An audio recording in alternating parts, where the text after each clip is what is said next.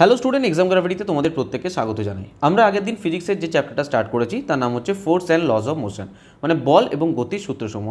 আশা করি তোমরা আগের দিনের ক্লাসটাকে রিভিশন করেছো, তাহলে আজকে ক্লাসটা বুঝতে অনেক বেশি সুবিধা হবে। ঠিক আছে, কারণ আমরা অনেক কিছু আগের ক্লাসে পড়েছিলাম, অনেক নিউমেরিক্যাল কোশ্চেন সলিউশন করেছিলাম। ঠিক আছে, তো আজকে আমরা পার্ট 2 পড়বো এবং ক্লাস নাম্বার 58। যারা নতুন তাদেরকে বলে রাখি যে আমাদের সম্পূর্ণ প্লেলিস্ট বানানো আছে। আগে সমস্ত ক্লাস আমাদের বায়োলজি কমপ্লিট হয়ে গেছে, ফিজিক্সের অনেকগুলো চ্যাপ্টার কমপ্লিট হয়ে গেছে, তো সমস্ত কিছু আমাদের ওই প্লেলিস্টের মধ্যে তোমরা পরপর সিকোয়েন্সে পেয়ে যাবে। তো তোমরা পরপর সিরিয়াল ওয়াইজ দেখতে থাকলে তোমাদের বুঝতে অনেক বেশি সুবিধা হবে। ঠিক আছে, তো চলো আজকে ক্লাস শুরু করা যাক। যতটা আগের দিন হয়েছিল ঠিক তার পর থেকে আমরা স্টার্ট করবো এবং এই ক্লাসেই এই পার্টেই আমরা এই চ্যাপ্টারটা পুরো কমপ্লিট করে দেবো। ওকে, আচ্ছা, ক্লাস শুরু করার আরেকটা কথা যে আমাদের কারেন্ট অ্যাফেয়ার্সের পিডিএফ অ্যাভেলেবেল আছে 1 জুন 2025 থেকে 1 জুন 2026 পর্যন্ত, একদম স্পিডি পাবলিকেশন থেকে বানানো, topic wise plus one liner. এই পিডিএফটা যদি বারবার রিভিশন করতে পারো তাহলে আশা করি এখান থেকে তোমরা অনেক কোশ্চেন কমন পাবে। আগের বছরের স্টুডেন্টরা বহুত কোশ্চেন কমন পেয়েছে। প্রাইস আছে মাত্র 99 টাকা। জাস্ট নেওয়ার জন্য এই নাম্বারটা হোয়াটসঅ্যাপ করবে, কিউআর কোড পাঠিয়ে দেওয়া হবে হোয়াটসঅ্যাপ নাম্বারে, পেমেন্ট করে স্ক্রিনশট দেবে, তোমাকে হোয়াটসঅ্যাপেই তোমাদের পিডিএফ দিয়ে দেওয়া হবে। এছাড়া তোমরা এক্সাম গ্রাভিটি অ্যাপ্লিকেশন থেকে ডাইরেক্ট কালেক্ট করে নিতে পারো। ঠিক আছে, চলো দেখো, আগের দিন আমরা বল সম্বন্ধে আমরা পুরো সম্পূর্ণ ধারণা পেয়েছি যে বল কি বলেছিলাম না, বল হচ্ছে এমন একটা বাহ্যিক প্রভাব যার মাধ্যমে বস্তুর অবস্থার পরিবর্তন ঘটানো যায়। সাপোজ, আচ্ছা যদি বলি যে বলের দ্বারা কি করা পসিবল, আমি যদি বলি যে কোনো বস্তু স্থির অবস্থায় আছে, ধরো একটা ফুটবল স্থির অবস্থায় আছে, একে আমি গতিশীল করতে পারবো বলের মাধ্যমে। কথাটা কি ঠিক? একদম সঠিক স্যার। যদি আমি ফুটবলটাকে লাথি মেরে দিই তাহলে বলটা কী হয়ে যাবে? গতিশীল হয়ে যাবে। হ্যাঁ, তার মানে স্থির বস্তুকে গতিশীল করা যায়। ধরো একটা গতিশীল বস্তু আছে, ধরো একটা বল গড়ি যাচ্ছে, আমি যদি এটাকে বাইরে থেকে ফোর্স দিই, এটাকে যদি এদিক থেকে ফোর্স দিই তাহলে কি হবে? এই বলটা থেমে যাবে। তার মানে কি গতিশীল বস্তুকে আমি স্থির করতে পারছি। আবার যদি বলি যে গতির বেগের পরিবর্তন করতে পারি, গতির দিকের পরিবর্তন করতে পারি, যেমন দেখো, ধরো মহেন্দ্র সিং ধোনি, ধরো বিরাট কোহলি পুরো ব্যাট হাতে একদম উইকেটের সামনে দাঁড়িয়ে আছে।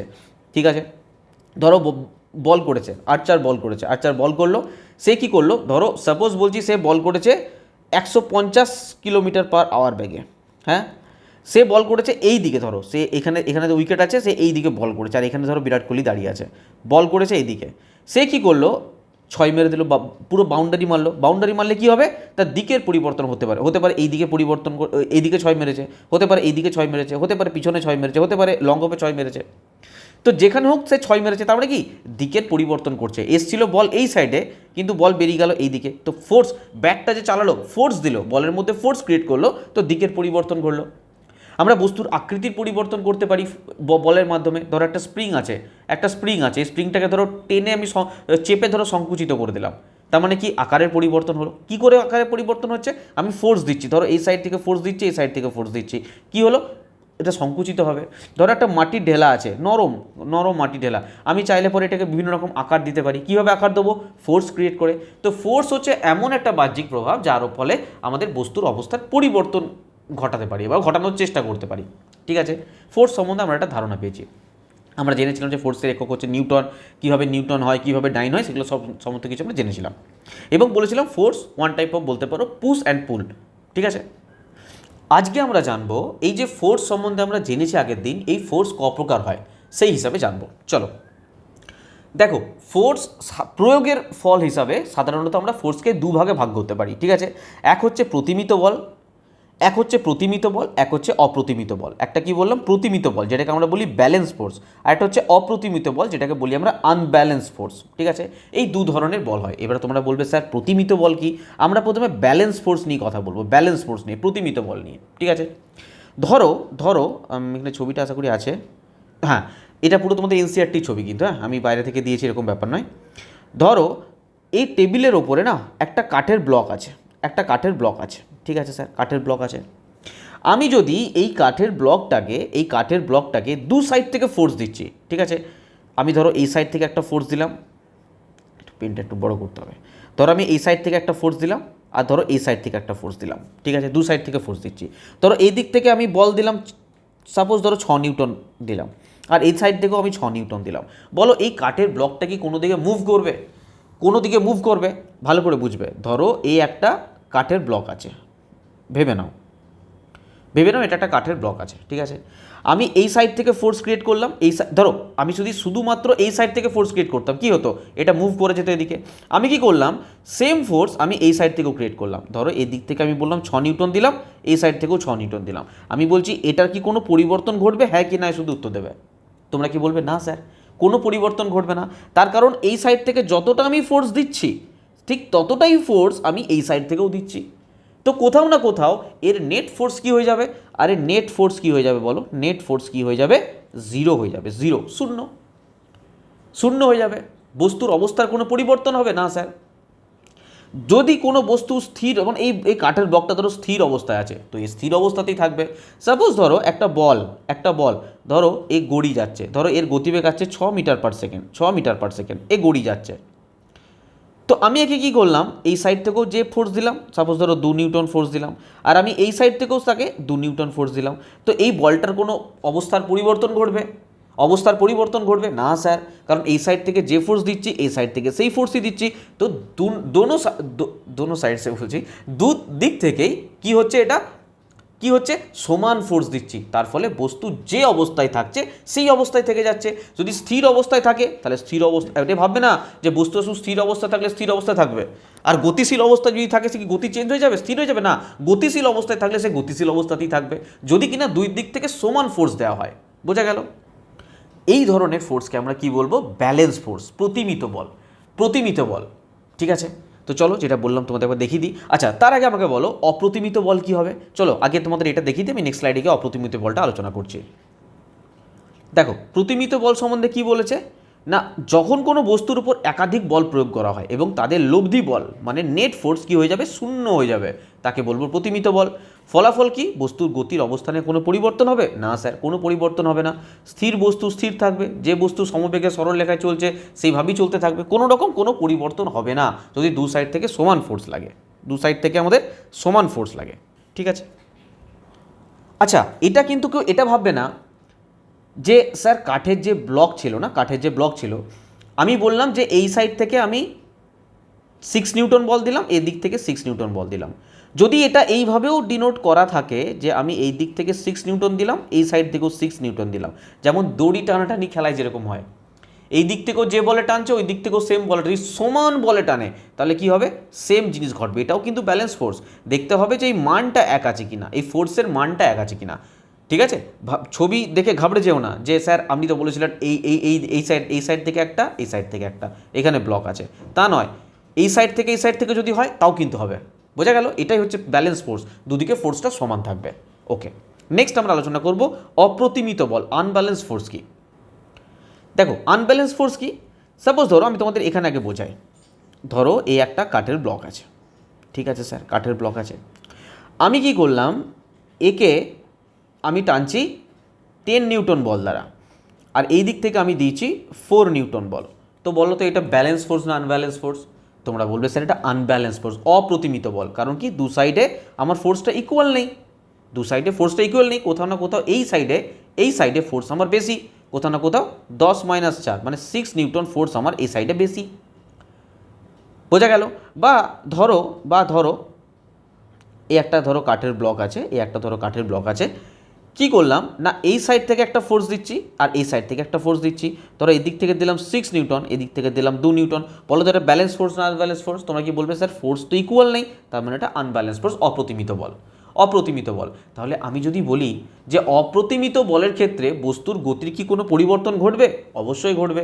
সাপোজ ধরো এই একটা বল, এই বলটা স্থির অবস্থায় আছে, আমি এদিক থেকে ধরো 6 নিউটন দিচ্ছি, এদিক থেকে ধরো 1 নিউটন দিচ্ছি, তো এই বলটা কি আমার গতি হবে না? অবশ্যই হবে, কারণ এই সাইড থেকে কি 6 নিউটন বল প্রয়োগ করছি আমি, তো বস্তুর অবস্থার পরিবর্তন ঘটবে। তো অপ্রতিমিত বলের দ্বারা বস্তুর অবস্থার পরিবর্তন ঘটে, এমনকি বস্তুর গতিরও অভিমুখের পরিবর্তন হতে পারে। আর স্থির বস্তু গতিশীল হতে পারে, গতিশীল বস্তু স্থির হতে পারে, সেটা একমাত্র অপ্রতিমিত বলের ক্ষেত্রে পসিবল। তাহলে আশা করি তোমরা ব্যালেন্স এবং আনব্যালেন্স ফোর্স সম্বন্ধে ক্লিয়ার ধারণা, ঠিক আছে। দেখো ধারণা শুধু নয়, এখান থেকে এমন কিছু প্রশ্ন এসেছে না, তোমাদেরকে দেবো না, তোমরা মাথায় হাত পড়ে যাবে যে এই ধরনের প্রশ্ন গ্রুপ ডিতে এসছে, ঠিক আছে। তো ভালো করে বুঝে নাও, এটাকে হালকাভাবে একদমই নেবে না, আমি এক্ষুনি করাবো তোমাদের প্রিভিয়াস ইয়ারের কোশ্চেন। দেখো দেখো অপ্রতিমিত বল সম্বন্ধে যেটাই লেখা আছে যে কোনো বস্তুর উপর প্রয়োগ করা হবে একাধিক বলের লব্ধি বল যদি শূন্য হয় না, শূন্য কী হবে কখনো? যদি আমি এই সাইড থেকে একটা বল প্রয়োগ করলাম ধরো 6 নিউটন, এই সাইড থেকে বল প্রয়োগ করলাম, এই সাইড থেকে একটা বল ধরো প্রয়োগ করছি আমি 10 নিউটন, তাহলে এদের বল কি কখনো শূন্য হবে? 10 - 6 4 শূন্য হবে কি না? কখনোই শূন্য হবে না, তাকে অপ্রতিমিত বল বলবো। ফলাফল কি? বস্তুর গতির অবস্থার পরিবর্তন হবে, বস্তুর গতির অভিমুখের পরিবর্তন হবে, স্থির বস্তু গতিশীল হবে, গতিশীল বস্তু স্থির হতে পারে। বোঝা গেল? যদি এটা বুঝতে পারো, আমি একটা তোমাদের ছবি দিচ্ছি, ওই ছবিটা দেখে তোমরা বলবে যে কোনটা ব্যালেন্স ফোর্স আর কোনটা আনব্যালেন্স ফোর্স। চলো নেক্সট স্লাইডে দেখো, বলো তো কোনটা ব্যালেন্স ফোর্স আর কোনটা আনব্যালেন্স ফোর্স। চলো বলো বলো, অনেস্টলি অ্যান্সার দাও। দেখো এখানে 300 নিউটন বল দ্বারা একটা দড়ি টানাটানি খেলা চলছে, এই সাইড থেকে 300 নিউটন বল দ্বারা দড়িটা টানছে, আর এই দিকেও 300 নিউটন বল দ্বারা দুইটা টানছে, মানে এই সাইডেও টানছে। তার মানে আমি বলতে পারি এটা হচ্ছে প্রতিমিত বল বা ব্যালেন্স ফোর্স, ঠিক আছে। আর এখানে দেখো এই সাইডে যে বেগটা ফোর্সটা আছে সেটা 300 নিউটন, আর এদিকে একা এ টানছে একা 100 নিউটন দিয়ে। তো বলো অবস্থার পরিবর্তন ঘটছে কি ঘটছে না? হ্যাঁ স্যার, অবস্থার পরিবর্তন ঘটছে, পড়ে গেছে দড়ি এদিকে চলে আসবে, এদের দিকে চলে আসবে। তো এটা কি? অপ্রতিমিত বল। এটা কি? অপ্রতিমিত বল, আনব্যালেন্স ফোর্স। বোঝা গেল? ক্লিয়ার? ধারণা একদম ক্লিয়ার? চলো এবার আমি প্রশ্ন দিচ্ছি, তোমরা অ্যান্সার করে দেখাও। বলছে যখন কোনো বস্তুর উপর ভারসাম্যপূর্ণ বল, ব্যালেন্স ফোর্স, এটা ভারসাম্যপূর্ণ না প্রতিমিত বল, এনসিআরটিতে প্রতিমিত বলই লেখা আছে। প্রতিমিত বল বা ব্যালেন্স ফোর্স কাজ করে তখন তার গতি কি হয়? ব্যালেন্স ফোর্স কিন্তু এটা কি ধীর হয়ে যাবে? না স্যার, কোনো পরিবর্তনই ঘটবে না, এর গতির অবস্থা অপরিবর্তিত থাকবে। একদম সঠিক, বি আমি সঠিক অ্যান্সার করতে পারি। আরে বি পারি সঠিক অ্যান্সার করতে? হ্যাঁ স্যার, দেখো টেকনিশিয়ান গ্রেডের 2024-এর প্রশ্ন। কিন্তু ব্যাপার হচ্ছে যে এই ধরনের প্রশ্ন আসবে, অবশ্যই আসবে, আমি বলছি না আসবে না, ইজি বলে আসবে না এরকম ব্যাপার নয়, অবশ্যই আসবে। কিন্তু এই ধরনের প্রশ্নতে কম্পিটিশন নেই, কম্পিটিশন হবে এর পরে যে কোশ্চেনটা দিচ্ছি। এই ধরনের প্রশ্ন তো 100টার মধ্যে 90টা ছেলে করেই দেবে, যারা একটু স্টাডি করেছে তারা প্রত্যেকেই করে দেবে। কিন্তু এর পরে যে কোশ্চেনটা দিচ্ছি সেই কোশ্চেনে অ্যাকচুয়াল কম্পিটিশান। চলো দেখো, কম্পিটিশান হচ্ছে এই ধরনের প্রশ্নে। চলো এটাই পার্থক্য করে দেয়। দেখো গ্রুপ ডি 2026 আসা প্রশ্ন, আগে কোশ্চেনটা পড়ো, ভালো করে পড়ো কোশ্চেনটা, ঠিক আছে, একটু সময় নিয়ে পড়ো। এম ভরের একটি ব্লক দুটি বিপরীতমুখী বল আছে, F1 আর একটা হচ্ছে F2, ঠিক আছে, ভালো করে বুঝবে। ধরো এই একটা ব্লক আছে, ঠিক আছে, কি ভর আছে এর? এম ভর, এর ভর হচ্ছে এম ভর, ঠিক আছে স্যার। এটা দুটো বল দ্বারা টানছে, একটা হচ্ছে F1 বল আর একটা হচ্ছে F2 বল। এটুকু বোঝা গেছে? হ্যাঁ স্যার, কোনো অসুবিধা নেই। বলছে F1 বল বেশি, F1 বলের মান বেশি, ঠিক আছে, এই বলের মানটা হচ্ছে বেশি, এই বলের মানটা হচ্ছে বেশি, ঠিক আছে। এর প্রভাবের মধ্যে রয়েছে, যদি F1 বিপরীত দিকে কাজ করে তাহলে ঘর্ষণ বল FF এমন হয় যে ব্লকটির লব্ধি ত্বরণ সেই ত্বরণের অর্ধেক হয়, যা ঘর্ষণ শূন্য হলেও পাওয়া যেত। এই জায়গাটা বুঝবে। আচ্ছা, ঘর্ষণ বল কি বল? এইটুকু তোমরা বুঝতে পারছো যে ধরো কোনো একটা বস্তুকে আমি যদি টানি, এই সাইডে ধরো ফোর্স দ্বারা টানছি, আমি ধরো এই সাইডে ফোর্স দ্বারা টানছি, ধরো 6 নিউটন ফোর্স দ্বারা টানছি, এইটাকে টানতে যে বাধাটা দিচ্ছে, এর যে নিচে একটা বাধা দিচ্ছে, এটা হচ্ছে ঘর্ষণ বল। ধরো একটা বলকে আমি গড়িয়ে দিচ্ছি, গড়ানোর পর একটু পর কী হচ্ছে, সেই বলটা থেমে যাচ্ছে, এই বলটাকে আমি হাত দিয়ে থামাচ্ছি না, তাহলে কীভাবে থামছে? ঘর্ষণ বলের দ্বারা, মানে যেতে বাধা দেয়, মানে অপোজিট সাইডে যে বলটা কাজ করে, এই অপোজিট সাইডে যে বলটা কাজ করে। আরে মেঝের সাথে তুমি ধরো মেঝে থেকে একটা বাক্সকে টেনে নিয়ে যাচ্ছ, ধরো তুমি টানছো এই সাইডে টেনে নিয়ে যাচ্ছে, ধরো তুমি বাক্সটাকে এই সাইডে টানছো, এই সাইডে বাক্সটাকে টানছো, এই বাক্সটাকে যেতে বাধা যে দিচ্ছে, এই সাইড থেকে যে বাধা দিচ্ছে যেতে, উল্টো সাইড থেকে, অপোজিট সাইড থেকে, মানে মেঝের সাথে এই বাক্সটা কী হচ্ছে? ঘর্ষণ হচ্ছে। এই ঘর্ষণটা একটা বল যেটা কিনা অপোজিট সাইডে তোমাকে যেতে বাধা দিচ্ছে, এটা হচ্ছে ঘর্ষণ বল, মোট কথা, ঠিক আছে। চলো এবার কোশ্চেনে ফিরছি। দেখো এবার এখানে দুটো শর্ত দিয়েছে, ঠিক আছে। একটা শর্ত দিয়েছে এখানে ঘর্ষণ বল দিয়েছে এফ, ঠিক আছে। যদি ঘর্ষণ বল বলছে শূন্য যদি হয় তাহলে এখানে ত্বরণ কত হবে? অ্যাক্সিলারেশন কত হবে? ত্বরণ হবে এ, ঠিক আছে স্যার, ওকে। আরেকটা বলছে যে যদি এখানে ঘর্ষণ বল কাজ করে, তাহলে এখানে ত্বরণ কত হবে? এখানে ত্বরণ হবে সেই ত্বরণের অর্ধেক হয়, কোশ্চেনটা ভালো করে বুঝো। ব্লকটির লব্ধি ত্বরণ সেই ত্বরণের অর্ধেক হয় যা ঘর্ষণ শূন্য হলে পাওয়া যেত। ঘর্ষণ শূন্য হলে আমরা ত্বরণ এ পাচ্ছি, আর ঘর্ষণ যখন বল কাজ করছে, তখন আমরা এর অর্ধেক পাচ্ছি, মানে কি a/2 পাচ্ছি ত্বরণ। এটুকু বোঝা গেছে। তো এখানে বলতে চেয়েছে যে এফ এর সম্পর্কটা কি, মানে সমস্ত এই সম্পর্কটা কি দিয়েছে, মানে এফ এই যে অপশানগুলো তোমরা দেখতে পেয়েছো, মানে এফ এই সম্পর্কটা আমরা কি বলতে পারবো বলো। F1 F2 সঙ্গে পাতি কথা হচ্ছে এফ যে ঘর্ষণ বল দিয়েছে তার সঙ্গে F1 আর F2 সম্পর্ক কি, এটা আমাকে বলতে হবে। চলো, আমি যদি তোমাদের এখানে বলি যে এখানে অ্যাকচুয়াল ত্বরণ কত লাগছে আমাকে বলো, তোমরা কি বলবে? আচ্ছা, নেট ফোর্স কত লাগছে বলো। আমরা ত্বরণ সমান কি জানি বলো, F = ma, তাহলে ত্বরণ সমান লিখতে পারি A সমান হচ্ছে F/m। আরে ত্বরণ সমান আমরা লিখতে পারি যে A সমান হচ্ছে F/m। হ্যাঁ স্যার, লিখতে পারি। তাহলে কোথাও না কোথাও এই ফোর্সটা তো আমাকে জানতে হবে, এটা তোমার নেট ফোর্স। তো আমার এখানে নেট ফোর্স কত বলো, নেট ফোর্স কত লাগছে? স্যার নেট ফোর্স কত লাগছে না, এদিকে টানছে F1, যার বেশি আছে, মানে এই দিকের ফোর্সটা বেশি, এদিকের ফোর্সটা কম, তার মানে আমি নেট ফোর্স বলতে পারি। আরে সাপোজ ধরো একটা কাঠের ব্লক, তুমি এদিকে 6 নিউটন বল দ্বারা টানছো আর এই সাইডে 2 নিউটন বল দ্বারা টানছো। যদি বলি নেট ফোর্স কত, তোমরা কি করবে? 6 - 2 4 নিউটন, এটা নেট ফোর্স, আমার নেট ফোর্স এটা। ঠিক সেই রকমই এটা মুছে দিই, ঠিক সেই রকমই এখানে যদি আমি নেট ফোর্স বলি তাহলে বলতে পারবো F1 - F2, হ্যাঁ কি না? কারণ নেট ফোর্স এটাই আমার F1 - F2। আমি কেন F1কে প্রথমে রাখলাম? কারণ F1 হচ্ছে আমার বেশি, সংখ্যাতে বেশি, ফোর্সটা বেশি, ঠিক আছে? আমি বেশি থেকে কম বিয়োগ করবো, তাহলে আমার অ্যাক্সিলারেশন কী হবে? F/m। তাহলে নেট ফোর্স কত? F1 - F2, আর নিচে আমার m। আরে m এখানে কত দিয়েছে বলো? বস্তুর ভর কত আছে? ক্যাপিটাল M, তো সেই জন্য আমি ক্যাপিটাল M বসিয়ে দিয়েছি, ব্যাস এইটুকু ত্বরণ। এইটুকু আশা করি বোঝা গেছে।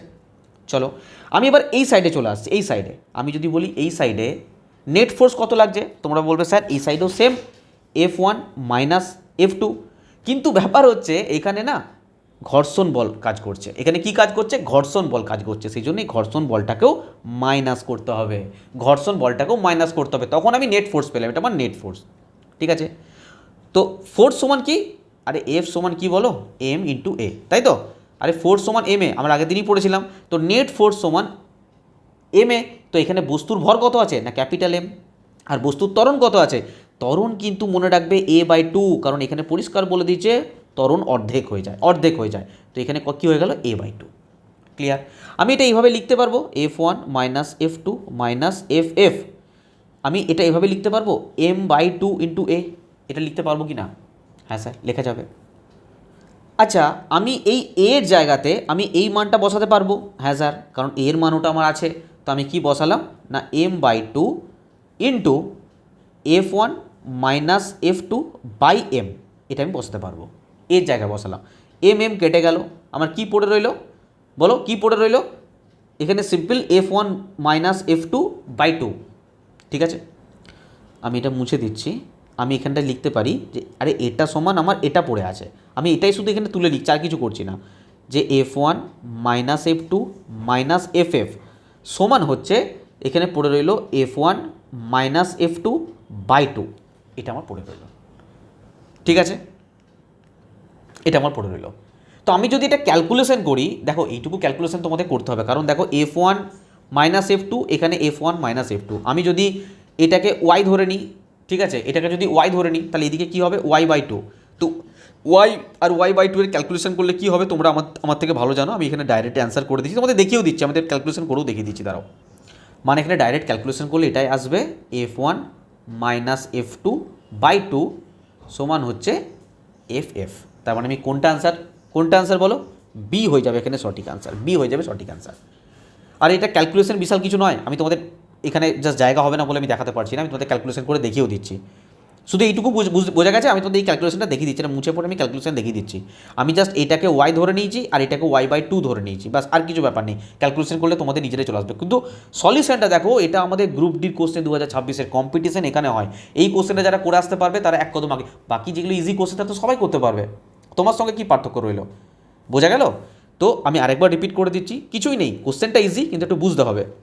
এখানে সিম্পল দেখো, এখানে আমার একটা বস্তু দিয়েছে যার ভর হচ্ছে m, এদিকে F1 বল দ্বারা টানছে, এদিকে F2 বল দ্বারা টানছে, ব্যাস, আর কিছু নেই। এদিকে F1 এর মানটা হচ্ছে বেশি, এই বলের মানটা হচ্ছে বেশি, এই বলের মানটা হচ্ছে বেশি, ঠিক আছে। বলেছে যে যখন আমার ঘর্ষণ বল কাজ করছে না, যখন ঘর্ষণ বল শূন্য, তখন ত্বরণ হচ্ছে এ, আর যখন ঘর্ষণ বল কাজ করছে তখন ত্বরণ আমার অর্ধেক হয়ে যাবে, মানে a/2। বাস এই দুটো কন্ডিশন দিয়ে দিয়েছে। এই কন্ডিশনে আমি কি করলাম, ত্বরণ বার করে নিলাম। কীভাবে ত্বরণ বার করলাম, ত্বরণের ফর্মুলা কি না, a সমান F/m। এখানে F কত, F হচ্ছে নেট ফোর্স কত, এদিকে F1 বলে টানছে, এদিকে F2 বলে টানছে, তো আমার F1 মাইনাস F2 এটা হচ্ছে আমার নেট ফোর্স। তো আমি ফোর্সের জায়গায় এটা বসিয়ে দিলাম, আর বস্তুর ভরের জায়গায় আমার কি বলে দিয়েছে, ক্যাপিটাল M বলে দিয়েছে। দেখো স্টেপ বাই স্টেপ বোঝাচ্ছি, না বুঝতে পারো আরেকবার রিপিট করে দেখো, বুঝতে পারবো না হাল ছেড়ে দিলে হবে না, একবার রিপিট করে দেখবে। এবার আমি এই কন্ডিশনে আসছি, এই কন্ডিশনটা হয়ে গেল। এবার আমি এই কন্ডিশনে আমি এসে দেখলাম, কি দেখলাম না, এখানে আমার নেট ফোর্স কত না, F1 minus F2 net force তো আছেই, তার সঙ্গে এখানে ঘর্ষণ বল কাজ করছে, তো সেটাকেও মাইনাস করতে হবে, তো ঘর্ষণ বলটা মাইনাস করলাম। এটা হচ্ছে আমার নেট ফোর্স, এটা হচ্ছে আমার নেট ফোর্স। তো নেট ফোর্স সমান কি এম এ, এফ সমান এম এ, তো এম কত, বস্তুর ভর কত, ক্যাপিটাল এম, আর বস্তুর ত্বরণ কত না, বলে দিয়েছে a/2, বলে দিয়েছে a/2, ঠিক আছে। তো আমি এখানে সিম্পল ক্যালকুলেশন করলাম, আমি এর জায়গায় কি বসাতে পারি, এর জায়গায় আমি এটা বসাতে পারি, মান আমার বেরিয়েছে এটা থেকে। সিম্পল ক্যালকুলেশন করে mm কাট হয়ে গেল, কেটে গেল সিম্পল আমার এই জিনিসটা এলো, এই জিনিসটা এলো, এই জিনিসটা আসার পরে আমি ক্যালকুলেশন করে এটা বার করলাম, ঠিক আছে। বোঝা গেল, এটা বি হয়ে যাবে রাইট আনসার। এবার তোমাদের ক্যালকুলেশন এটা নিয়ে প্রবলেম হচ্ছে তো, আমি তোমাদের করে দেখিয়ে দিচ্ছি। দেখো নেক্সট স্লাইডে দেখো, এইটুকু ক্যালকুলেশন আমি দেখিয়ে দিচ্ছি, মুছে দিচ্ছি এটা, ওকে। আমি তোমাদের এটাই বলতে চাইছি যে এই কোশ্চেনগুলোকে হালকাভাবে নেবে না, একটু ডিপলি পড়তে হবে, ওপরে পড়ে গেলে কাজ হবে না। দেখো আমাদের এখানে কি ছিল, আমাদের ছিল F1 মাইনাস F2 মাইনাস ঘর্ষণ বল ছিল, এবং এদিকে ছিল F1 মাইনাস F2/2 ছিল। আমি কি বললাম, তোমরা সিম্পল একটা শুধু কাজ করো, এই F1 মাইনাস F2 এটাকে ধরে নাও y, তাহলে দেখো এদিকে কি হয়ে যাবে বলো, এদিকে y হয়ে যাবে, মাইনাস FF হয়ে যাবে, এদিকে y/2 হয়ে যাবে। তো আমি মাইনাস যদি FF এদিকে রাখি, আর বাদ দাও, আমি কি করলাম, FFটাকে ওইদিকে নিয়ে চলে গেলাম, আর এদিকে রাখলাম y, এদিকে এলে মাইনাস হয়ে যাবে, তার মানে এক মিনিট, আমি এই y/2টাকে এদিকে নিয়ে আসছি, তাহলে এটাও তো মাইনাস হয়ে যাবে কোথাও না কোথাও, তাই না, আর ওদিকে এটা চলে যাবে, ঠিক আছে। তো এই মাইনাসে মাইনাসে প্লাস হয়ে গেল, আমি এখানটা প্লাস লিখলাম, ডাইরেক্ট আমি প্লাস লিখলাম। তো এটা ক্যালকুলেশন করলে কি হবে দেখো, 2y FF, ঠিক আছে। তাহলে FF সমান কী বেরোলো বলো, FF সমান কী বেরোলো, 2y প্লাস y। এবারে এই y এর ভ্যালু কি ধরেছিলাম, মানে এখানটা আমার এলো কী পাবো, দেখো ক্যালকুলেশনটা ভুল হয়েছে, এক্সট্রিমলি সরি, একদম ভুল হয়ে গেছে। আমি সিম্পল কী করলাম, ওয়াইটা এদিকে রাখলাম, y-2টা এদিকে নিয়ে গেলাম, আর এদিকে আমি FFটা নিয়ে চলে গেলাম। তো ক্যালকুলেশন করলে 2y মাইনাস y এদিকে FF, তার মানে আমি যদি FF এর ভ্যালু লিখি, তাহলে দেখো 2y মাইনাস y কী হয়ে যাবে বলো, বলো শুধু y হয়ে যাবে। আর y এর ভ্যালু আমি কত ধরেছিলাম, F1 minus F2 R by 2, তাহলে দেখো FF এর ভ্যালুটা কী বেরোলো আমার, এই ক্যালকুলেশনটা আমি ডাইরেক্ট করেছিলাম, দেখো বি আনসার বেরিয়েছিল কিনা দেখো, FF এর ভ্যালুটা F1 মাইনাস F2/2 এটাই বেরিয়েছিল। এই ক্যালকুলেশনগুলো তোমাদেরকে একটু করে নিতে হবে, ঠিক আছে, আমি তো তোমাদের করে দেখিয়ে দিলাম এটা। চলো তাহলে আমাদের ব্যালেন্স ফোর্স এবং আনব্যালেন্স ফোর্স সম্বন্ধে সম্পূর্ণ ধারণা পেলাম, ঠিক আছে। এবার আমরা যেটা পড়বো সেটা হচ্ছে নিউটনের গতির তৃতীয় সূত্র। আমরা প্রথম সূত্র এবং দ্বিতীয় সূত্র পড়ে ফেলেছি, আজকে পড়বো আমরা নিউটনের গতির তৃতীয় সূত্র। আমাদের তৃতীয় সূত্র খুব ভেরি ইজি, কি ইজি না, সিম্পল, প্রত্যেক ক্রিয়ার একটা সমান ও বিপরীত প্রতিক্রিয়া আছে। To every action there is always an equal and opposite reaction. এটা সব ক্ষেত্রেই প্রযোজ্য, হ্যাঁ এটা সব ক্ষেত্রেই প্রযোজ্য। দেখো সাপোজ আমি তোমাদের বলছি, এক মিনিট জাস্ট, ধরো এই একটা ওয়াল আছে, ঠিক আছে, ওয়াল আছে একটা, এই ওয়ালটাকে এই ব্যক্তিটা কি করছে, ঠেলছে, ফোর্স দিচ্ছে। তো মনে রাখো এ যতটা জোরে একে ফোর্স দিচ্ছে ঠিক ততটাই জোরে এই ব্যক্তিটাকেও ফোর্স দিচ্ছে। প্রত্যেক ক্রিয়ার এ করছে ক্রিয়া, এদিকে দেওয়ালটাকে যে ঠেলছে এ করছে কি ক্রিয়া করছে। এ সমান ও বিপরীত প্রতিক্রিয়া হিসাবে এই দেওয়ালটাও একে ফোর্স দিচ্ছে। এ করছে কি অ্যাকশন, ধরো অ্যাকশন হচ্ছে F1, আর এ রিয়াকশান দিচ্ছে এটা ধরো F2, রিয়াকশান দিচ্ছে F2। এই দুটো কি সবসময় ইকুয়াল, আর এ সবসময় কী হবে, ইকুয়াল হবে। বোঝা গেল? এটা যেহেতু অপোজিট সাইড থেকে দিচ্ছে সেহেতু আমি ধরলাম এটা মাইনাস, কি ধরলাম, এটাকে মাইনাস ধরে নিলাম। কিন্তু আমাকে একটা কথা বলো তোমরা, ঠিক আছে স্যার, এখানে সমান বিপরীতমুখী বল প্রয়োগ করছে, ঠিক আছে, এটা আমাদের বিপরীত দিকে যাচ্ছে, তাই এটা -F2 বললাম।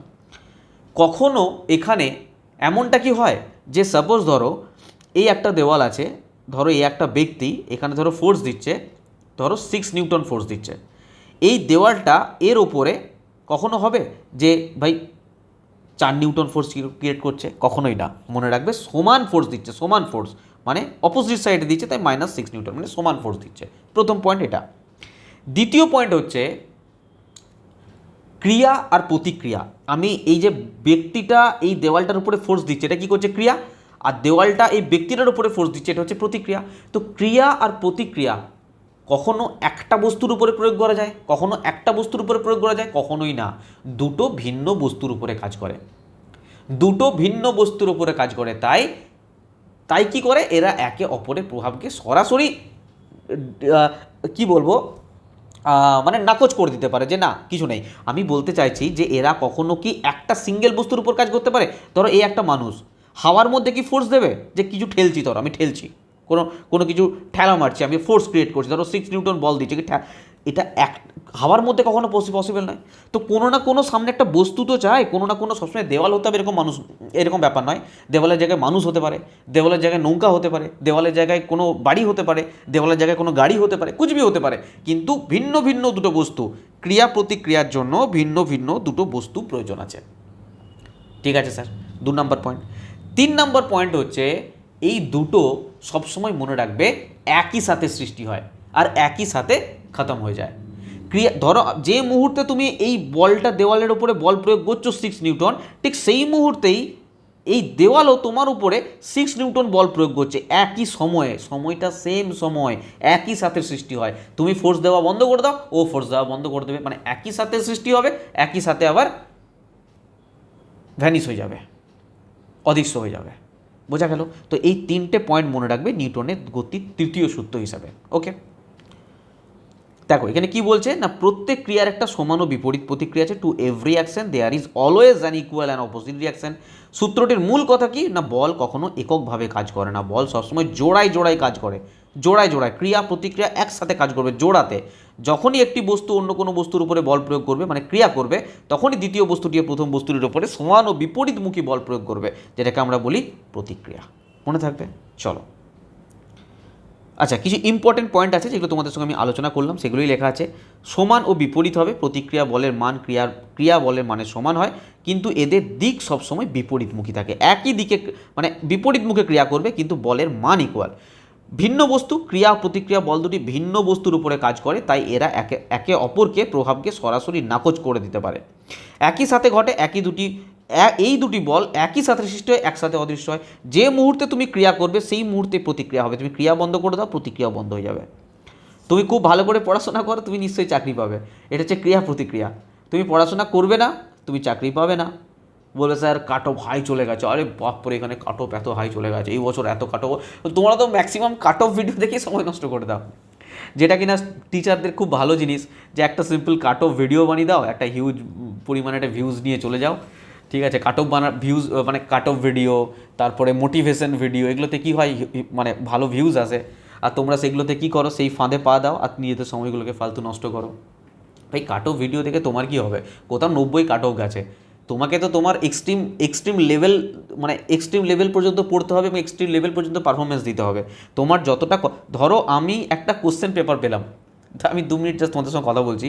ধরো একটা কোশ্চেন পেপার পেলাম, ধরো 10টা কোশ্চেন আছে, আমি 10টা কোশ্চেনের মধ্যে ধরো আমি 9টা কোশ্চেন করতে পারবো, 9টা কোশ্চেন করতে পারবো। তো এমনটা হবে এই কাট অফ ভিডিওতে বলেছে যে কাট অফ খুব কম যাবে, তো আমি একটা কাজ করি 9টা কোশ্চেন করবো না, আমি না 5টা কোশ্চেন করে দিয়ে আসি। এরকম হবে কি না? ধরো একটা কোশ্চেন পেপারের মধ্যে 10টা কোশ্চেন আছে, তুমি 5টা কোশ্চেনের অ্যান্সার জানো, অ্যাকচুয়াল 5টাই জানো, তো তুমি সেখানে স্যার কাট অফ অনেক হাই যাবে, আমাকে খুব দারুণ করে অ্যান্সার করে দিয়ে আসতে হবে, তো তুমি সেখানে 9টা করতে পারবে কি 10টা করে আসতে পারবে? কারণ তুমি জানোই 5টা। তো তুমি যেখানে তোমার এক্সট্রিম লেভেলের পারফরমেন্স দেবে, সেখানে তোমার কাট অফ ভিডিও দেখার মানে কি? আমি আজও বুঝলাম না এই জিনিসটা, যে কাট অফ কোথায় হাই গেছে কোথায় লো গেছে। তুমি তো তোমার এক্সট্রিম পারফরমেন্স দেবে না, তোমাকে ততটাই পড়তে হবে, কাট অফ হাই গেলেও পড়তে হবে, কম গেলেও পড়তে হবে। তুমি 10টা জানলে তোমাকে 10টাই করে দিয়ে আসতে হবে, 10টা জানলে তুমি 5টা করে দিয়ে আসবে না। আর যেখানে 5টা জানো সেখানে তুমি 10টা করে দিয়ে আসতে পারো না, নেগেটিভ মার্কিং হয়ে যাবে, নেগেটিভ মার্কিং আছে।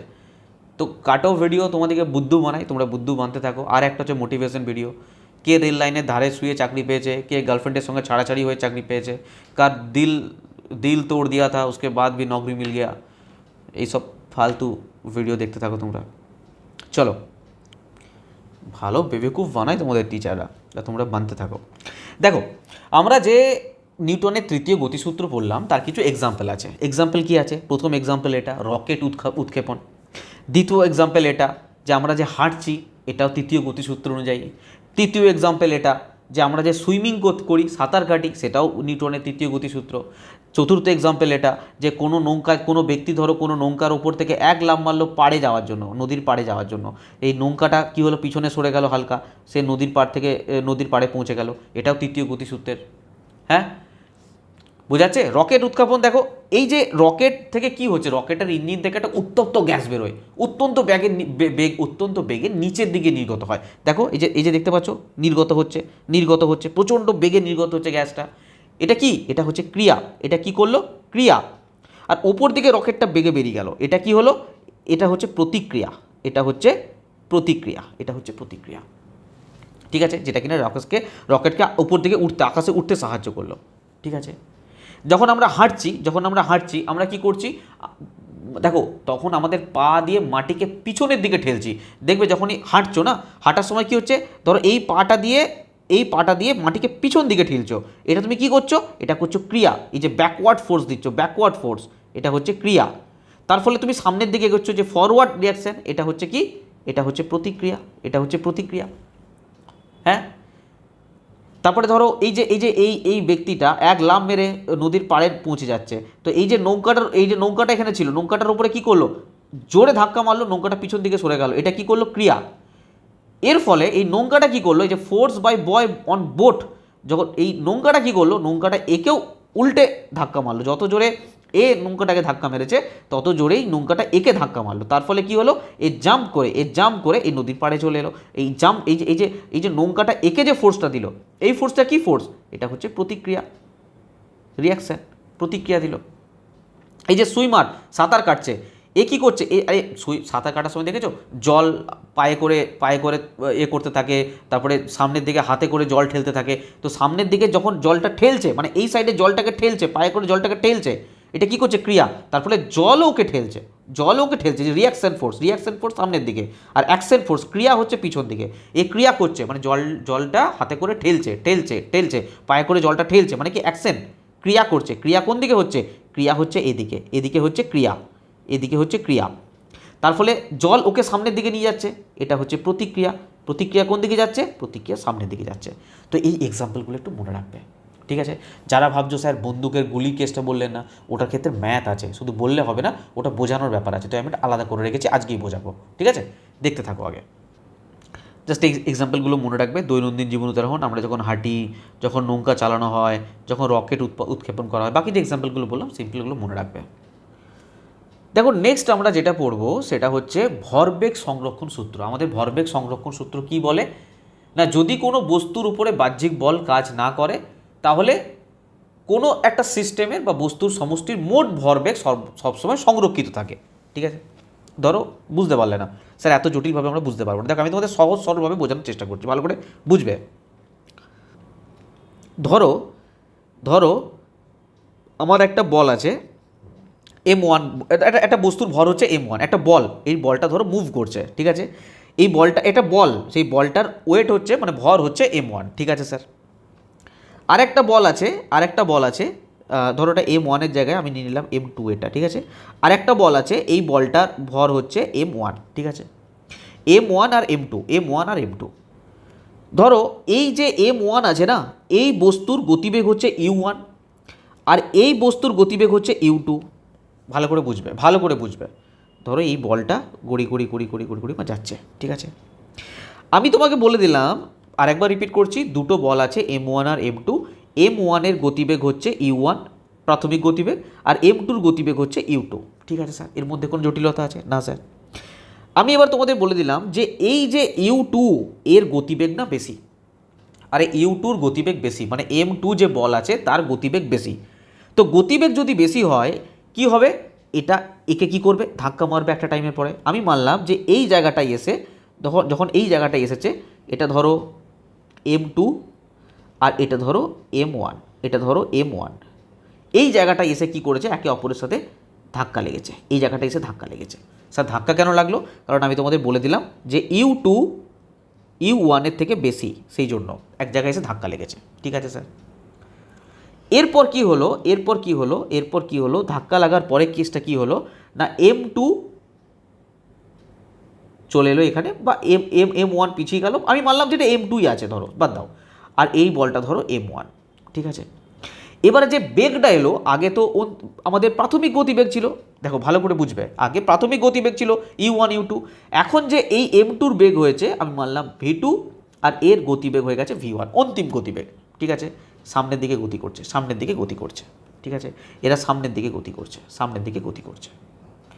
এবার তোমাদেরকে আমি প্রশ্ন করছি একটা, যে মুহূর্তে ধরো এই যে M2 আর M1 একে অপরের সঙ্গে সংঘর্ষ লাগলো, মানলাম যে T সেকেন্ডের জন্য একে অপরের কাছে এলো, কত সেকেন্ডের জন্য, T সেকেন্ডের জন্য, কিছু একটা সময়ের জন্য এসে, ধরো 1 সেকেন্ডের জন্য, 2 সেকেন্ডের জন্য, 3 সেকেন্ডের জন্য, মানলাম T সেকেন্ডের জন্য একে অপরের সাথে ঘর্ষণ লেগেছে, ধাক্কা লেগেছে, দুটো বলের সাথে ধাক্কা লেগেছে। ঠিক আছে, তো আমি বলতে চাইছি M2 এবং ধরো যখন ধাক্কাটা লাগছে, এটার সঙ্গে যখন এর ধাক্কাটা লাগছে, তখন নিশ্চয়ই M2 কিছু একটা ফোর্স দিয়ে M1 বলকে ধাক্কা দিচ্ছে। আরে হ্যাঁ কি না, কিছু একটা ফোর্স দিয়ে ধাক্কা দিচ্ছে তো M1 বলকে, হ্যাঁ স্যার। তো এইখানে ও কী করছে, ক্রিয়া। ঠিক সেই রকমই M1ও নিশ্চয়ই M2 বলকে কিছু একটা ফোর্স দিয়ে ধাক্কা দিচ্ছে। কোন ফোর্স দিয়ে, যে ফোর্স দিয়ে M2 M1কে ধাক্কা মেরেছে। আরে সমান ও বিপরীতমুখী প্রতিক্রিয়া। আমি কি বলছি ভালো করে শোনো, এই M2 M1কে ধাক্কা মারলো যে বল দ্বারা, যত পরিমাণ বল দ্বারা, সাপোজ ধরো 10 নিউটন বল দ্বারা, ঠিক 10 নিউটন বল দ্বারা তো এও একে ধাক্কা মেরেছে। তো আমি মেনে নিলাম যে এই M2 M1কে F2 বল দ্বারা ধাক্কা মেরেছে, কত, সরি F1 বল দ্বারা ধাক্কা মেরেছে, F1 যে বল দ্বারা ধাক্কা মেরেছে, M2 M1কে ধাক্কা মেরেছে F1 বল দ্বারা। ঠিক আছে স্যার, ঠিক সেই রকমই M1 M2কেও ধাক্কা মেরেছে F2 বল দ্বারা। আরে সেম বল, আমি F2 ধরে নিলাম, এবং বিপরীতমুখী ধাক্কা মেরেছে, সেই জন্য আমি মাইনাস দিলাম। এর মধ্যে কোথাও কোনো জটিলতা আছে না স্যার, একে অপরকে ধাক্কা মেরেছে, বিপরীতমুখী বল দ্বারা ধাক্কা মেরেছে, তাই ইকুয়াল ফোর্স করেছে। ঠিক আছে, তো আমি যদি তোমাদেরকে এবার বলি যে চলো ঠিক আছে সব কিছু মানলাম, আমি এই প্রথম যে F1 আছে, আমি F সমান, আর আমরা কি ফর্মুলা জানি, F সমান M×A, জানি তো, আরে জানি কি না। তো আমি বলছি যে প্রথম ফোর্সটা কত, প্রথম F1 ফোর্সটা কত, তোমরা কি বলবে, স্যার F1 ফোর্স মানে কি M×A। তো প্রথম বস্তুর, এই যে F1 আমি কার ধরেছি, F1টা আমি কার ধরেছি না, প্রথম বস্তুর বল ধরেছি, প্রথম বস্তুর বল। তো প্রথম বস্তুর ক্ষেত্রে M কত, প্রথম বস্তুর ক্ষেত্রে M কত, আরে M2 তো, আরে M2, আরে আমি F=M এ লাগাচ্ছি, আর কিছু করছি না। আর ত্বরণ কত, আরে ত্বরণ কত হয়েছে স্যার, ত্বরণ হয়েছে মানলাম আমি A1 প্রথমের ক্ষেত্রে। ঠিক দ্বিতীয়র ক্ষেত্রে, আচ্ছা একটা কাজ করো, তোমরা গুলিয়ে ফেলবে, তার জন্য একটা কাজ করো, এই প্রথমের বলটাকে না তোমরা M2 ধরে নাও, মানে যেহেতু এর স্পিড বেশি, এ এগিয়ে গেছে সামনের দিকে, হ্যাঁ, তো M1 পিছনে চলে এসছে আর M2 সামনের দিকে চলে গেছে, এবং এদের মধ্যে কলিশন হয়েছে, ধাক্কা লেগেছে। কত সময়ের জন্য লেগেছে না, T সেকেন্ডের জন্য লেগেছে। ঠিক আছে, তো আমার এবারে দেখো, M1 ধাক্কা মেরেছে F1 বল দ্বারা, আর M2 M1কে ধাক্কা মেরেছে F2 বল দ্বারা। ওকে, তো আমি বলতে চাইছি যে F1 সমান কত হবে বলো, F1 বলের মান কত না, F সমান M×A, তো আমি সেটাই লাগাচ্ছি। এটা F1টা কার জন্য, প্রথম বস্তুর জন্য, তো প্রথম বস্তুর ভর কত না M1 স্যার, M1, আর ত্বরণ কত, ত্বরণ মানলাম A1, এটুকু ক্লিয়ার। আচ্ছা, দ্বিতীয় বস্তুর ক্ষেত্রে স্যার, দ্বিতীয় বস্তুর ক্ষেত্রে ভর হচ্ছে M2 আর ত্বরণ মানলাম A2। ঠিক আছে স্যার, এই আদূর পর্যন্ত কোনো সমস্যা নেই কারো। ঠিক আছে স্যার, এবার আমি এখানে একটা শর্ট দাগ দিয়ে দাও। এবার আমি তোমাদের বলছি যে M1 ঠিক আছে, A1 কি হবে স্যার, এটা হচ্ছে বস্তুর, এ হচ্ছে ত্বরণ, মানে বস্তুর বেগের পরিবর্তনের হার, ঠিক আছে। আমি বলছি বস্তুর, এই প্রথম বস্তুর ক্ষেত্রে বেগের পরিবর্তনের হার কি হয়েছে স্যার, প্রথমে এর বেগ ছিল U1, তারপরে এর বেগ হয়েছে কি, আরে বলো V1, প্রথমে বেগ ছিল U1, তারপরে বেগ হয়েছে V1, তার মানে এর বেগের পরিবর্তনের হার বলতে পারি V1 - U1, কত সময়ের জন্য না T সেকেন্ডের জন্য, তো বাই T। ঠিক সেই রকমই সেকেন্ডের ক্ষেত্রে m2 ইন্টু এখানে ত্বরণ কী হবে, দ্বিতীয় বস্তুর ক্ষেত্রে ত্বরণ কী হবে, স্যার প্রথমে বেগ ছিল u2, তারপরে বেগ হয়েছে v2, তাহলে এর বেগের পরিবর্তন কি হলো না v2 minus u2 by T. বলো, এটা মুছে দাও, বলো বোঝা গেল এতদূর পর্যন্ত? তাহলে আমি যে এই জিনিসটা লিখেছিলাম, আমি এই জিনিসটাকে উদ্দেশ্য করে লিখতে পারি f1 এর মান বেরোলো এটা, কি বেরোলো m1 v1 minus u1 by T, আর এই f2 এর মান কি বেরোলো না m2, সেটা দাও, m2 v2 minus u2 by T, এই মান বেরোলো। আমি এখানে টি ক্যান্সেল করতে পারি। এই দুটো যখন তোমরা ক্যালকুলেশন করবে কি আসবে, m1 u1 plus m2 u2 সমান হচ্ছে m1 v1 plus m2 v2, এই জিনিসটা আলটিমেট বেরোবে। দেখো আলটিমেট জিনিসটা আমি তোমাদের কি বোঝাতে চাইছি ভালো করে লক্ষ্য করো। আমি যদি বলি যে এর ক্ষেত্রে ভরবেগ কত, আরে এর ক্ষেত্রে ভরবেগ কত, তোমরা কি বলবে m2 u2, কি বলবে, আমি অন্য কালার দিয়ে লিখি, তোমরা এর ক্ষেত্রে কি বলবে m2 u2। যদি বলি এর ক্ষেত্রে ভরবেগ কত, তোমরা কি বলবে m1 u1, ঠিক u1। আমি যদি বলি যে এর ক্ষেত্রে ভরবেগ কত, তখন তোমরা কি বলবে, স্যার এর ক্ষেত্রে ভরবেগ হচ্ছে m2 v2। আর আমি যদি বলি এর ক্ষেত্রে ভরবেগ কত, তোমরা কি বলবে m1 v1, বলবে কি না? তো আগে যে ভরবেগ ছিল, কত ভরবেগ ছিল দেখো m2 u2 plus m1 u1, আগে ভরবেগ এটা ছিল m2 u2 plus m1 u1, এটা ভরবেগ ছিল। এবং যখন কলিজন হলো, এদের মধ্যে ধাক্কা মুক্কা হলো, তারপরেও এদের মধ্যে ভরবেগ কত রইল, sir m2 v2 plus m1 v1, m2 v2 plus m1 v1। তাহলে এদের মধ্যে ভরবেগের কোথাও কি কোনো পরিবর্তন হয়েছে? আরে এক মিনিট, এদের মধ্যে কি কোথাও পরিবর্তন হয়েছে দেখতে পেলাম না? আরে এটাই ভরবেগের সংরক্ষণ সূত্র, এটাই যে বাইরে থেকে যদি কোনো বল প্রয়োগ না যদি করা হয়, তাহলে যে কোনো সিস্টেমের মোট ভরবেগ সময়ের সাথে পরিবর্তিত হবে না। সংঘর্ষের আগে যে ভরবেগ ছিল, সংঘর্ষের পরে সেম ভরবেগ থাকবে। এটার জন্যই তোমাদের আমি এত রামায়ণ করছিলাম, আর কোনো ব্যাপার নেই। আলটিমেট তোমাদের এটা মনে রাখতে হবে। কি করে পেলাম আরেকবার বলবো কি না, বলার প্রয়োজন নেই, তোমরা এমনি বুঝতে পারছো যে সিম্পল m2 আর m1 দুটো বস্তু ছিল। m1 প্রথমে একে চালু করা হয়েছে, যার স্পিড ছিল u1, তারপরে আমরা m2কে চালু করেছি, যার স্পিড ছিল u2। তো কোথাও না কোথাও আমার এই m2 এর স্পিড বেশি, তাই কি করেছে এর সঙ্গে গিয়ে ধাক্কা মুক্কা লেগে গেছে, ধাক্কা মুক্কা লাগার কতক্ষণ, এক সেকেন্ড ধাক্কা লেগেছে, মানলাম t সেকেন্ডের জন্য ধাক্কা লেগেছে, t সেকেন্ডের জন্য। তো এখানে মানলাম যে m1 m2কে f1 বল দ্বারা ফোর্স ক্রিয়েট করছে, তো m2ও তো m1কে f2 দ্বারা বল করবে, মানে সমান ও বিপরীতমুখী, সমান বল কিন্তু বিপরীতমুখী হওয়ার জন্য মাইনাস কাজ করেছে, আর কিছু না। আমরা জানি f সমান ma, তো প্রথমের ক্ষেত্রে ফোর্স কী হবে m ইন্টু a, দ্বিতীয় ক্ষেত্রে কী হবে f2 সমান m2 ইন্টু a2, আরে সিম্পল f সমান ma, যে ফর্মুলা তাই।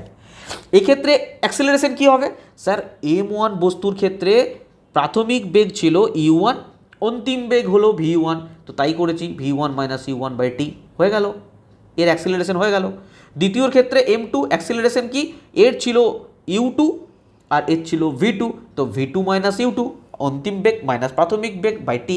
তো এই দুটো ক্যালকুলেশন করে আমার কী হলো আলটিমেট এটা। যদি সহজভাবে মনে রাখতে চাও, এর ভরবেগ যোগ করো, যে ভরবেগ আছে এর কলিজনের পর ধাক্কা মুক্কা লাগার পর এর ভরবেগ আর এর ভরবেগ যোগ করো, দেখো সেম ভরবেগ আছে। বাস এইটুকু শুধুমাত্র তোমরা মনে রাখবে, ব্যাস, আর কিছু মনে রাখার প্রয়োজন নেই। কী করে জিনিসটা এলো মুখস্থ নয়, জাস্ট বোঝানোর জন্য তোমাদেরকে এইটুকু করলাম। ওকে, চলো দেখো এখানে কি লেখা আছে দেখো, বলছে ভরবেগ সংরক্ষণ সূত্র হচ্ছে এই মানে conservation of momentum, law of conservation of momentum. ইংলিশটা অবশ্যই জেনে রাখবে, শুধু বাংলা করে না, ইংলিশ বাংলা দুটোই জানতে হবে। এই সূত্রের মূল কথা হলো, যদি কোনো বস্তুর ওপরে কোনো বাহ্যিক বল কাজ না করে, তবে কোনো সিস্টেম বা বস্তু সমষ্টির মোট ভরবেগ সর্বদা সংরক্ষিত থাকে, ধ্রুবক থাকে, পরিবর্তন হয় না। বহিস্থ কোনো বল প্রয়োগ না করলে কোনো সিস্টেমের মোট ভরবেগ সময়ের সাথে সাথে পরিবর্তিত হবে না। অর্থাৎ সংঘর্ষের আগে বস্তুর সমষ্টির মোট ভরবেগ আর সংঘর্ষের পরে মোট ভরবেগ সবসময় সমান থাকে। বলো বোঝা গেল? দুটো বস্তু ধরো m1 m2, এইসব বলে দিলাম u1 u2, আলটিমেট তোমাদের এটা থাকবে। আরে এতটা পর্যন্ত কারো কোনো সমস্যা আছে? না স্যার। চলো নেক্সট আমরা এই ভরবেগ, নেক্সট আমরা একটা অন্য টপিক নিয়ে আলোচনা করবো যেটা পরীক্ষার জন্য খুবই গুরুত্বপূর্ণ। ঠিক আছে, চলো। দেখো এখানে আলটিমেট কি ঘটছে, আলটিমেট কি ঘটছে না, এই মেয়েটা কি করলো না, বন্দুক চালাতে গেল এবং বন্দুকটা তাকে এতটাই বিপরীতমুখী বল প্রয়োগ করেছে সে উল্টে পড়ে গেছে। হ্যাঁ, আরে রিকয়েল, এখান থেকে তোমাদের এক্সামে এবারে 2025-26 গ্রুপ ডিতে অনেক প্রশ্ন এসেছে, কিন্তু আলটিমেট কেন হচ্ছে এটা, কেন হচ্ছে এটা আমরা কোশ্চেন তো করবোই প্রিভিয়াস ইয়ারে, তার আগে জানবো যে এই জিনিসটার ফর্মুলা কি অ্যাকচুয়ালি হচ্ছে কেন। চলো দেখো ভালো করে বুঝবে। ধরো এটা বিফোর ফায়ারিং একটা পিস্তল আছে রিভলভার, আর এটা হচ্ছে আফটার ফায়ারিং। দেখো ধ্যান সে সমঝনা, এটা বিফোর ফায়ারিং, মানলাম যে এর মধ্যে না বুলেট আছে, এর মধ্যে কি আছে, বুলেট আছে। ঠিক আছে, ঘোড়া দবাएंगे উড়া দেंगे सबको। মানলো মেনে নাও যে এই যে রিভলভার এটার ওয়েট হচ্ছে, আমি মানলাম যে এম, ক্যাপিটাল এম। ঠিক আছে স্যার, আর এই যে এর মধ্যে বুলেট আছে না, আমি মানলাম যে স্মল এম, এর ভর হচ্ছে, এর ভর হচ্ছে স্মল এম। ঠিক আছে স্যার, ঠিক আছে স্যার। দেখো আমি এখানে কি বার করছি, আলটিমেট আমি বার করছি যে বেগ কত হবে, মানে যখন তুমি একটা বন্দুক দিয়ে রিভলভার থেকে গুলি করলে, এই গুলিটা সামনের দিকে তো বেরিয়ে গেল, এই গুলিটা তোমাকে অপোজিট সাইডে ঠিক বিপরীতমুখী, সমান ও বিপরীতমুখী ততটাই বল প্রয়োগ করবে। ঠিক আছে, এই বলটা কতটা প্রয়োগ করবে সেই বিষয়ে আমরা জানছি এখানে। ওকে, তো আমি এখানে কি করলাম যে বস্তুর এই রিভলভারের ভর যে পিস্তল আছে সেটা মানলাম, বন্দুকের ভর মেনে নিলাম এম, ক্যাপিটাল এম, আর এই যে গুলিটার ভেতরে আছে বুলেটটা আছে আমি মেনে নিলাম যে স্মল এম। ঠিক আছে, ধরো ফায়ারিং করে দিল, ডিসুম করে চালিয়ে দিল, ফায়ারিং করলো, ফায়ারিং করার পরে এই যে বুলেটটা বেরিয়ে যাচ্ছে সামনের দিকে না, এই যে বুলেটটা বেরিয়ে যাচ্ছে আমি মানলাম যে এর বেগ হচ্ছে, এর বেগ হচ্ছে স্মল ভি, স্মল ভি। আর এই বুলেটটা এর পিছনে, এই বন্দুকটাকে যে পিছন দিকে ধাক্কা মারছে আমি মানলাম এর বেগ হচ্ছে ক্যাপিটাল ভি, এর বেগ হচ্ছে ক্যাপিটাল ভি। ঠিক আছে, এবার আমি কি করব, দেখো আমার ভরবেগের সংরক্ষণ সূত্র যেই সমান ইকুয়াল থাকবে সব।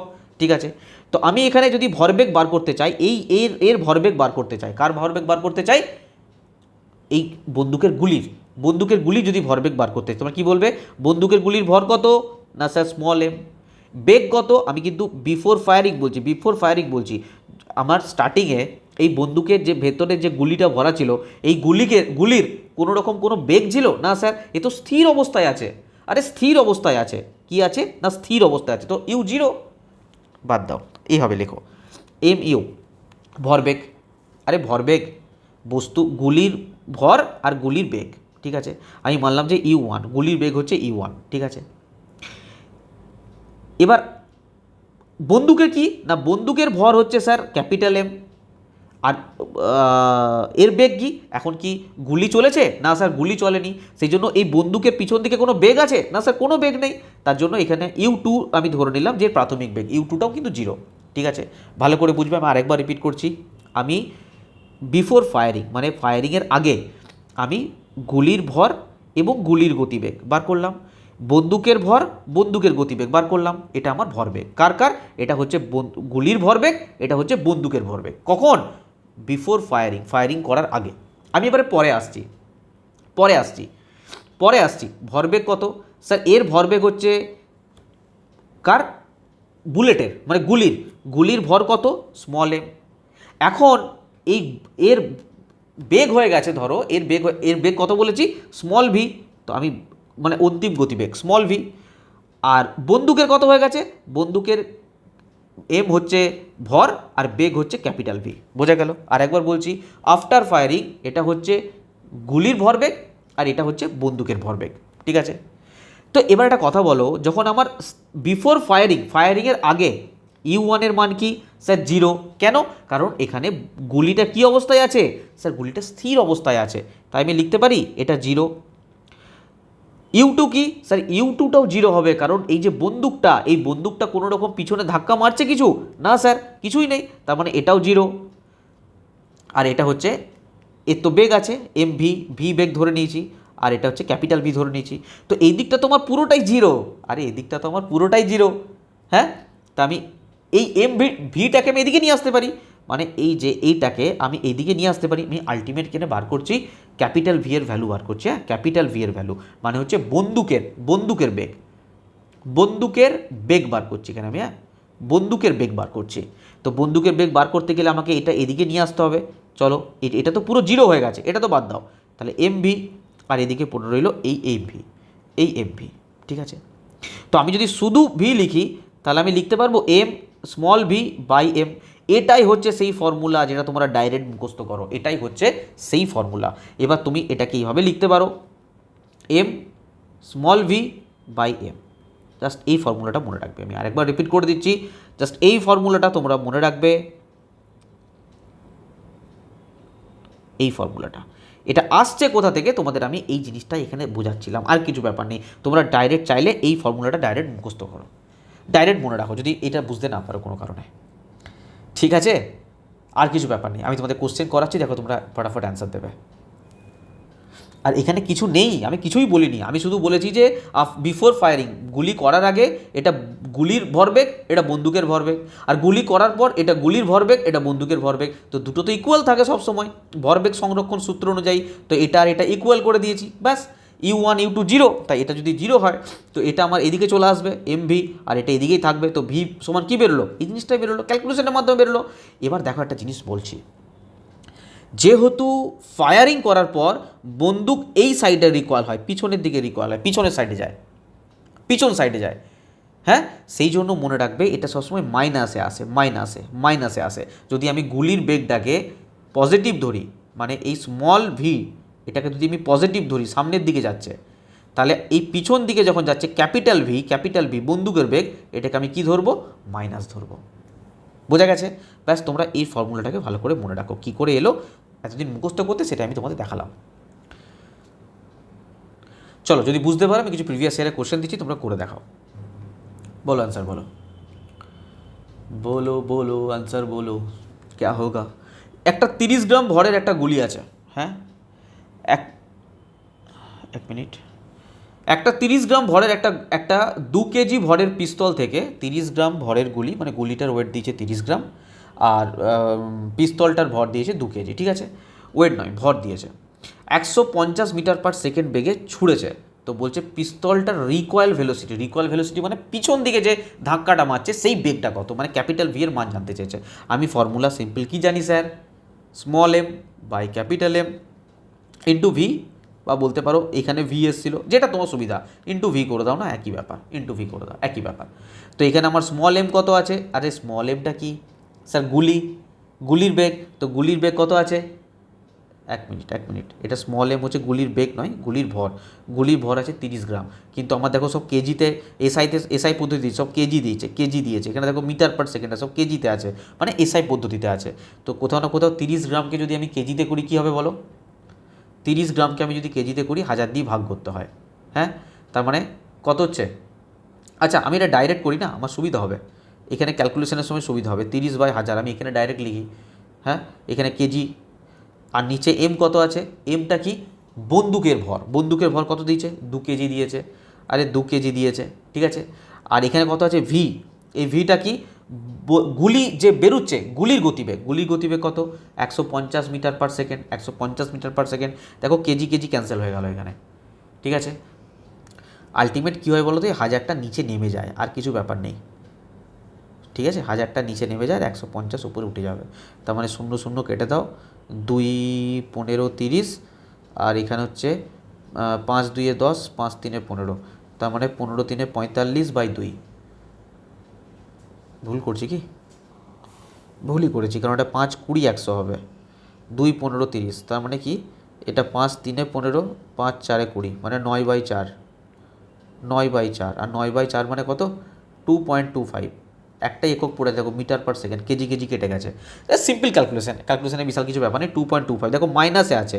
মাইনাসে কেন আছে? কারণ এটা রিকয়েল ভেলোসিটি চেয়েছে, গুলির চাইনি। গুলির হলে পজিটিভ হতো, এটা পিছনে, বন্দুকটা যে পিছনে ধাক্কা মারছে তার ভেলোসিটি চেয়েছে, তাই মাইনাস অ্যান্সার আছে। বোঝা গেল?